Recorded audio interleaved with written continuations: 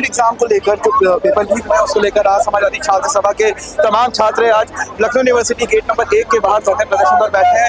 आप देख सकते हैं कि ऐसे तमाम यहाँ पे छात्र हैं जो इस पूरे को लेकर भैया हम लोग की मांगे जो पेपर लीक हुआ है, भाजपा सरकार जब से सरकार आई है नीट जैसा पेपर लीक किया जा रहा है। हम लोग धर्मेंद्र प्रधान इस्तीफा दे और योगी मोदी से जवाब मांगते, जब तक इसका जवाब नहीं आएगा हम लोग ऐसे आंदोलन करते रहेंगे। वो तो डेट है, लेकिन आप सोचिए जो बच्चा एग्जाम की तैयारी कर रहा है 2 साल 3 साल से, वो पेपर देने 21 लाख बच्चे एग्जाम पेपर देने आए, वो पेपर लीक हो जाए। सोचिए एक बच्चा लखीमपुर में आत्महत्या कर लिया है अपनी, बहुत बड़ी बात है।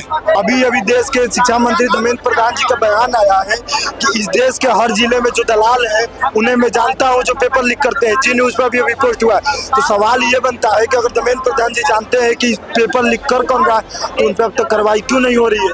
और ये जब से 2014 से भारतीय जनता पार्टी की सरकार है तब से अब तक वनडे एग्जाम के 65 पेपर लीक हो चुके हैं। नीट का और यूजीसी नेट का, यूपी पुलिस का, यूपी टीईटी का तमाम पेपर लीक हो जा रहा है। ये सरकार डायपर से भी ज्यादा लीक है। भारतीय जनता पार्टी शिक्षा के विरोध है और छात्रों का अधिकारों का हनन करना चाहती है। देखिए पेपर का जो 21 जून को पेपर का दिन 21 जून को घोषित कर दिया गया। सवाल यह नहीं है कि पेपर दोबारा कराया जाएगा। सवाल ये है कि जो 22 लाख छात्रों के भविष्य के साथ खिलवाड़ किया जा रहा है इसका जिम्मेदार कौन है।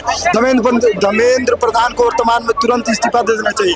प्रधानमंत्री मोदी को जिम्मेदारी लेते हुए इस्तीफा दे देना चाहिए। कि एनटीए जैसी एजेंसी बिल्कुल बैकफुट पे आ गई है।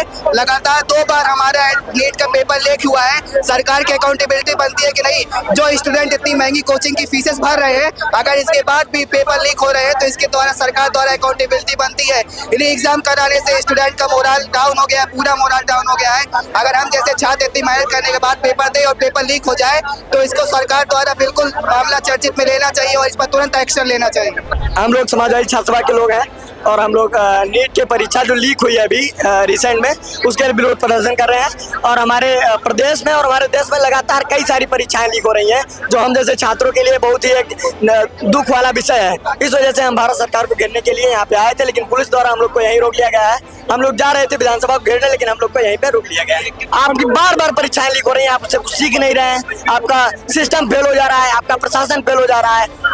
हमारे बेरोजगारी इतनी बढ़ती जा रही है, हम लोग इसलिए एक बड़े धरने के लिए बात होंगे। अगर री एग्जाम अच्छे से नहीं हुआ, नीट ही, UPSI, UP constable, Delhi police constable, जितनी परीक्षाएं देश में हमारे होती हैं गवर्नमेंट से लेके एंट्रेंस लेवल तक, सबके लिए अगर ये प्रशासन सुनिश्चित नहीं करेगा तो हम लोग प्रदर्शन करते हैं। तो जैसे कि यहाँ पे जो समाजवादी छात्र सभा के जो छात्र हैं उनका ये कहना है कि जो बच्चे हैं वो लगातार एग्जाम के लिए तैयारी करते हैं, उसके पेपर देते हैं, लेकिन उसके बावजूद नीट का जो पेपर है वो लीक हुआ जा रहा है। आपको इसके साथ ये भी बताते चले कि नीट एग्जाम के जो दिन है उसकी घोषणा हो गई है, 21 जून को इसका पेपर होगा। फिलहाल इनका यही कहना है कि लगातार सरकार की तरफ से ये परेशानी हो रही है, कई ऐसे पेपर्स हैं जो लीक हुए जा रहे हैं। और उनका ये भी कहना है कि जो केंद्रीय शिक्षा मंत्री धर्मेंद्र प्रधान है उन्हें अपने पद से इस्तीफा दे देना चाहिए। ऐसी बने रही है दाहोला न्यूज़ के साथ, कैमरामैन उमेश शुक्ला के साथ मैं राहुल चौहान।